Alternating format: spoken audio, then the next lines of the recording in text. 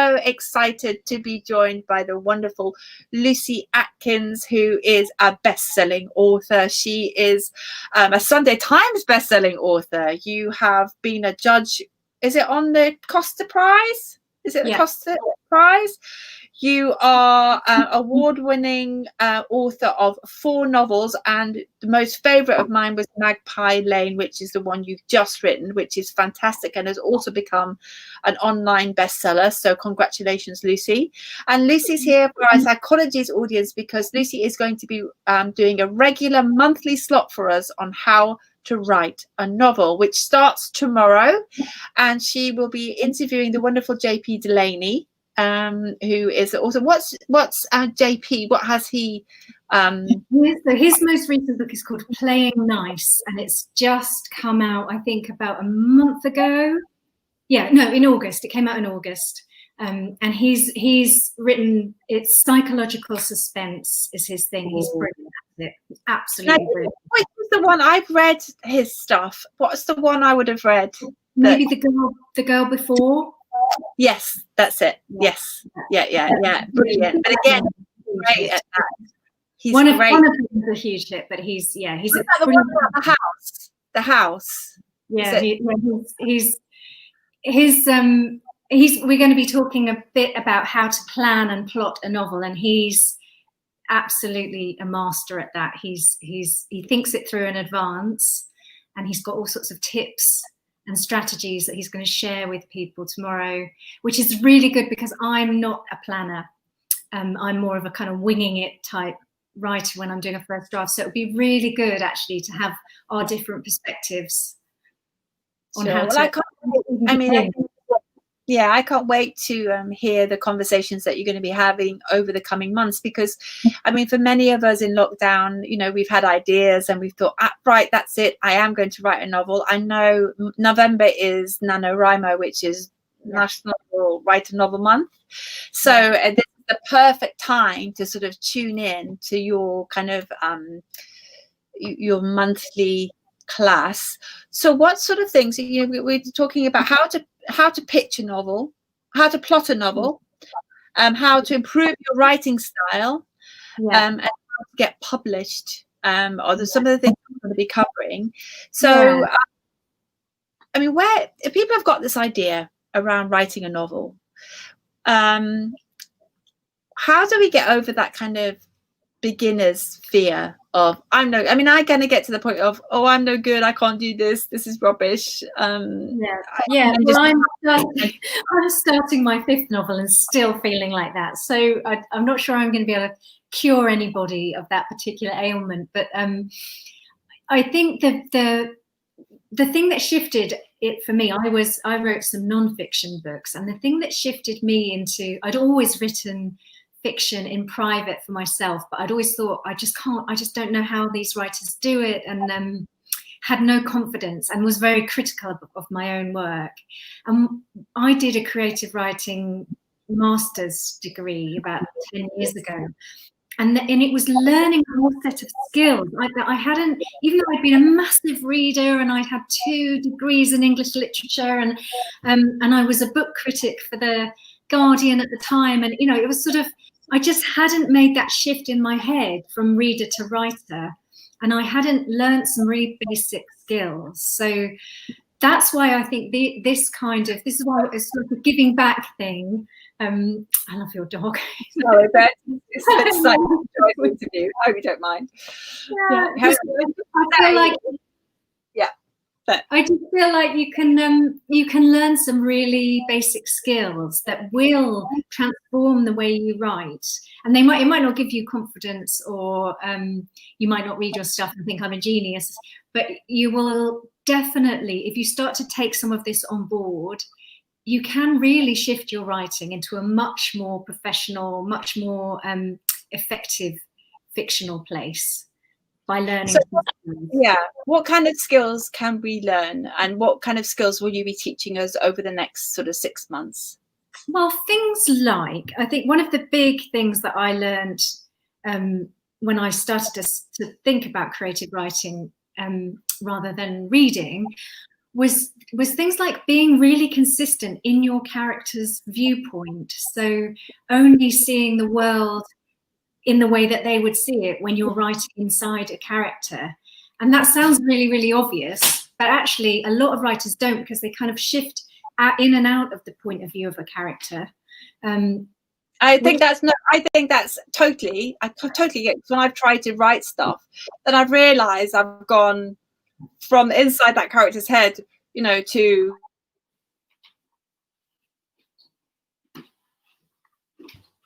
oh, I think you've hung. I hope that's not my Wi-Fi that's hung. Oh, okay, it's probably mine. Yeah, so point of view, that's a really good skill to learn. So what do we need to do to kind of make sure that we stay in our character's point of view, or if not, that we're going to be kind of a helicopter view? How do we keep an eye on that? Well, I think you've got to become, once you've written a first draft, you've got to become a really effective reader of your own work. And that is part of the big skill of writing, is rewriting and editing what you write. And I'm always absolutely flabbergasted and in awe when some writers do just sit down and write a whole book and don't really go back over it. And they tend to be writers who write maybe 2 books a year and have a massive kind of best-selling output where people just want a plot. But for most of us, you need much more of a kind of critical editing process where you're looking at everything you write and you're being really rigorous about, would my character, if she walked into a room, would she smell this or see this or react in this way or use those words in her thoughts? And there are lots of things like that that are quite subtle, but they build up a really authentic sense of who a character is. And if you don't do that, you lose some of that authentic kind of power of the character. So I think we will do a session or 2 on character. Yeah, sure. I think that for me, that's obviously the most crucial, interesting thing about the book is the characters. And so many people don't go the extra mile. Well, I think that's absolutely true. So many, I talk about satisfaction at the end of a novel. You know, I like, oh, that was really satisfying. And for me, it's all about the character kind of learning what they need to learn or growing, or, you know, it's all about that. And when I was trying to write a novel myself, my characters were just so two-dimensional and ridiculous to me. I think I was really good at plot. I was like really fast plot and bang, bang, bang. And it was really, but the characters were just these really kind of fake. They were really fake. And I would read it back and I would think, okay, the plot's good, but I couldn't work it with because the characters were so flat. It was just so unsatisfying. It was absolute rubbish. And I think sometimes the problem is when you're reading something back, you're thinking, this is not working, but you don't know why it's not working. This is why it's so useful what you're going to be doing over the next 6 months with the How to Write a Novel class, which is, it will help us identify perhaps what's not working. That's what I would like people to come away with, is more of a sense of when they're reading their own. When you write a first draft, the characters can be 2-dimensional and crap. And it sounds to me like, hearing what you've just said, it's like you haven't actually finished your novel. You've just written a good first draft. You've got a plot. And now you need to go back and think, how do I make these characters work? How do I find the thing in them that is interesting to me? Because once you've found that thing about them that makes them individual, you've got something to work with.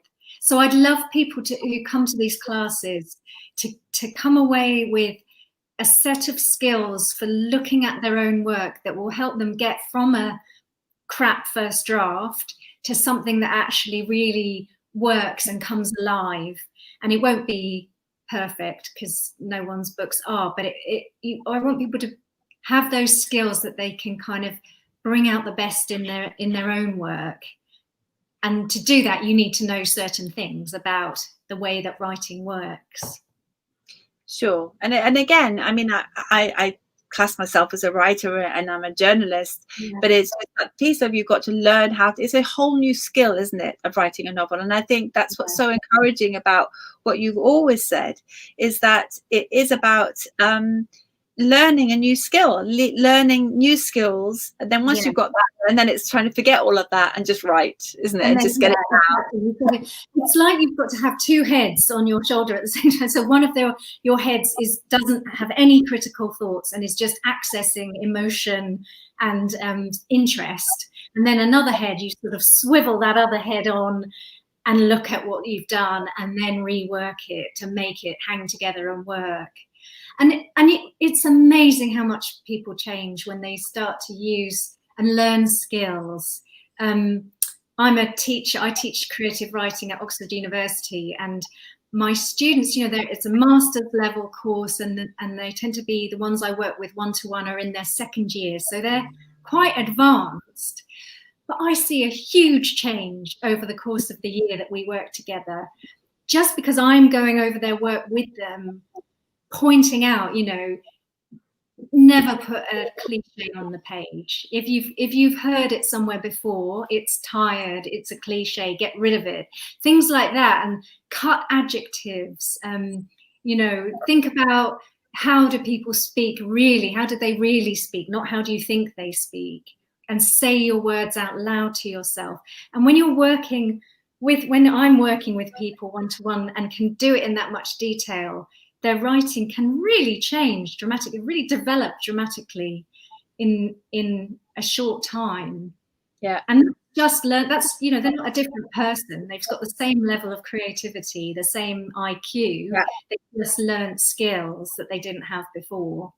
But I think what you're doing as a writer all the time, I'm still evolving all the time. And I absolutely am mortified when I look at some of my earlier books. I think, oh God, I'm making your first book.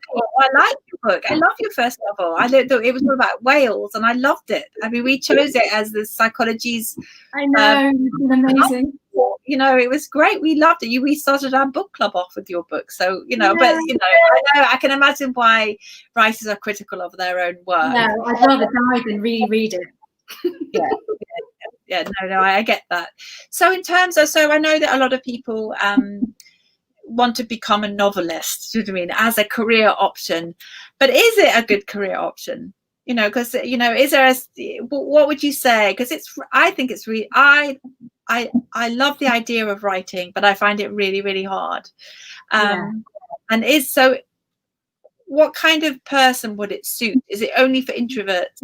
Because I'm a terrible extrovert. I'm like, I'll just go talk to that person first. Yeah, that's I think it's probably an advantage. I'm an introvert, and it's probably an advantage to want to spend a lot of time on your own, because that's the reality.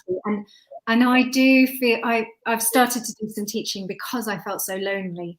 It can be a really, really solitary world, and in order to get into your book and to really when you're in intense writing phases, it's just, you just have to be alone. There's no option really. So if you're a real extrovert who has to be with people all the time, that's tricky. But then there are lots of extrovert writers. But it's such a privilege. I can't complain about it. It's not easy, but then it's, God, of all the difficult jobs in the world, I would say it's on the easy end of the spectrum, in that you can sit under the pajamas all day.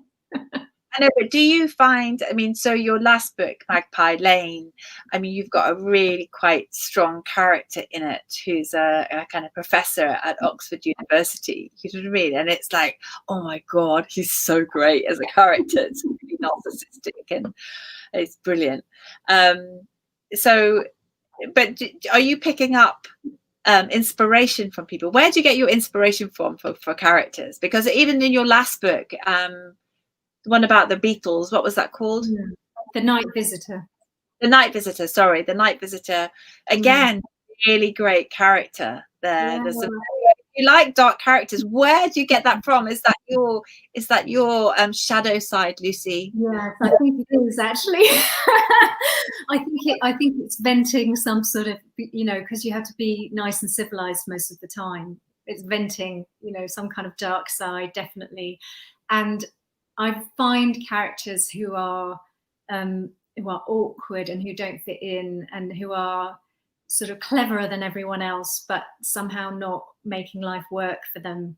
I find them really interesting. That's the nanny character in Magpie Lane is one of those characters, as is my main character in The Night Visitor. They're both kind of women. One of them's older, but women in midlife who just don't really fit in, who see things in some ways, who see things incredibly clearly, and just life is difficult for them because they're not, smiling and being nice to everyone. And I think that's probably why, because I'm such a people pleaser, I think this is probably why I love your books, because you really nail that character who is not a people pleaser, who, as you say, is a little bit, yes, socially awkward, but also quite rebellious on a certain level as well. Yeah. And actually, last how as you've got this main character who the nanny, and the child's got it's just he's this main suspect, but it's so what you do is it's so moving. You create a kind of a character that you actually end up so rooting for and feeling empathy for when you kind of get to know the character better. And I think that is a real skill. Do you feel like, have you done that kind of the psychological work because it feels like it's a very clever thing you do. You kind of present a character and then you take us deeper, and so that you understand and you have empathy. So what kind of psychological kind of investigations do you do on these characters? Is there a methodology you use? So there is. I've never been one of those people that people say, oh, you can write lists of what they have for breakfast and what sort of underwear they wear and things like that. And I've never come at them from that. That doesn't work for me at all. And annoyingly, the way that it seems to work for me is that I seem to just spend about 9 months writing and rewriting the first 5 chapters until I sort of am inside their head. And that's what I did last time with Magpie Lane, and it's what I seem to be doing again. And I wish I wasn't, because it's awful, and it's sort of futile, and you end up, the novel just never moves on. But I think that is how I get inside, how I find the character. I just have to keep writing inside their heads until they sort of start to take shape. Almost sounds really pretentious, but almost for themselves. They just start to they exist inside me. I know them. And then probably if you ask me what they had for breakfast every day, I might be able to tell you then, but But what I love, what you're actually saying here is, you're a real life writer. I feel a little bit in awe, and this is what you're doing every day. So as well as teaching the skills, and so this is the wonderful Lucy Atkins, and Lucy is going to be running a class for us over the next 6 months, once a month, with amazing writers. You've got JP Delaney coming tomorrow at 3 o'clock for a class, and I think you're going to be talking about a plot and how to kind of make that plot sizzle. But I think one of the things I find most useful when you're talking is that feeling of, because you always think, oh, there's a strategy and there's a 5-point plan and this is how you create a successful novel. But what I hear when I hear you talk about it is, yes, there are all these skills and we can learn them, but also there is a very kind of mysterious creative process that goes along underneath, and that kind of gives me comfort that there isn't a right way, and we've got to find our own way to do it. Well, that's where the interest lies, isn't it? Is finding what's inside you and what you want to express and what you're interested in the world.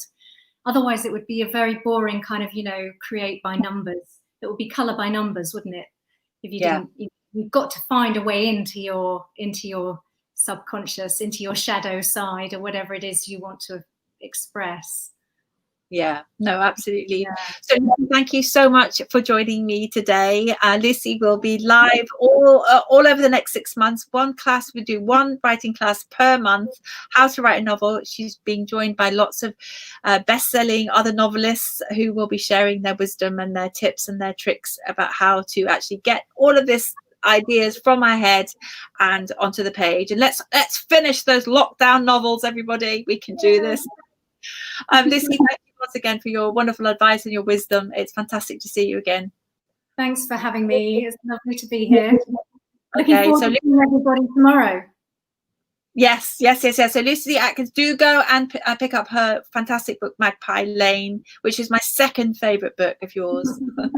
But it's really a really, really great read. Lots of love. I'll speak